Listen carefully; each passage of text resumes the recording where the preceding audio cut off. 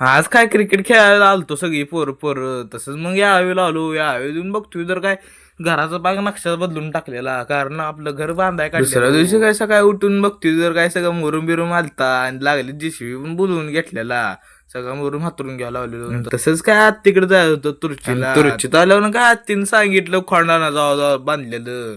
खोंड काय लयच बुजार होतं, त्यामुळं आर्यनला काय ऐकलं नाही. आर्यनला नेलं फरफडत. आता तुम्हीच बघा त्याची मज्जा कशी झाली.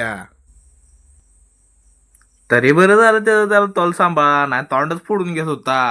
तसंच मग आता यावेळेला जाऊया म्हटलं. घरा येऊन बघती तर काय दुमसाई मिशन पण आलती. सगळा मुरुम असा आहे का नाही सप्पय होऊन जातोय त्यानं.